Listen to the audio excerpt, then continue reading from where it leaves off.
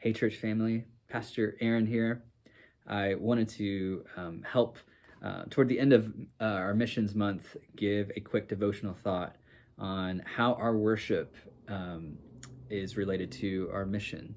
And what I just a quick thought, put it into a little sentence is our worship is a witness to a watching world.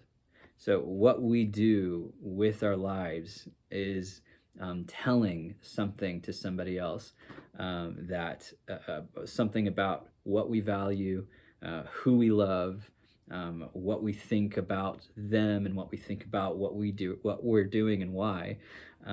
All of those things are a reflection of our worship, our work, our conversations, our time, and everything that we think and do and say. Like, it's all pointing to something. It's pointing.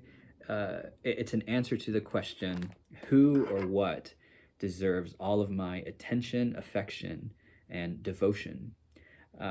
Mary Oliver, a poet, wrote this line: "Attention is the beginning of devotion."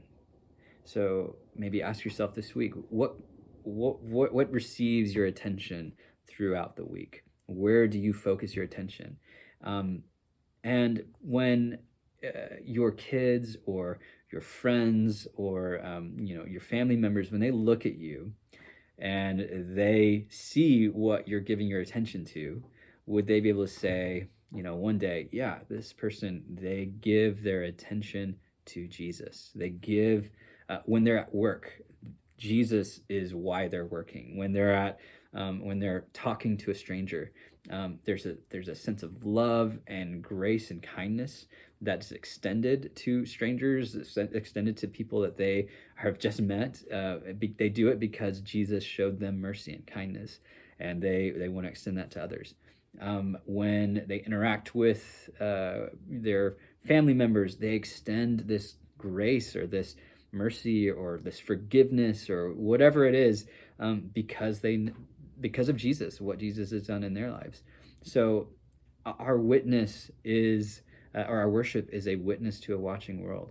And it's not just singing songs on a Sunday morning. It's not just what we do on a Sunday, but it's what we do Sunday, Monday, Tuesday, Wednesday, Thursday, Friday, Saturday, day in, day out, how we live our lives.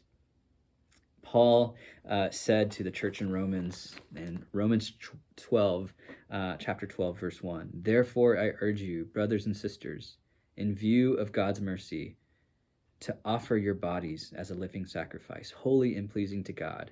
This is your true and proper worship." In view of God's mercy, what God has done for us in Jesus, He deserves our whole life, our bodies, everything as a living sacrifice offered to Him in joy, in humility, in gratitude. Everything we do and how we treat others and how we spend our money, how we use the time we've been given, this is all meant to be worship to God. And so ask the Lord. He's so full of grace, and so there's like a lot of grace for our shortcomings. But where may we not be living in worship to Jesus? Where have we been giving our attention that has been taking our devotion from the Lord to and placing it in places it doesn't need to be? Our worship is a witness to a watching world, and more than just so that others can see the God that we serve. We want God we want to love God with all our heart because He loves us so much. Like, the whole point of our worship is fueled by the love of God. And so when others see us, may they be able to say of us, this person worships Jesus because they love Him. They talk about His love. They act it out and how they live. And may more people change what they worship, who they worship, what they give their attention to, where their devotion goes to. May it all be directed to Jesus, because of how we have lived and how we can say, Jesus has done this for me, in my life, and may you learn through my life and what in our conversations and through the Word of God. May you learn to worship God with your whole life. And so our worship is a witness to a watching world. And may God give us grace and empower us to be agents and witnesses of His grace and His mercy for us in Jesus.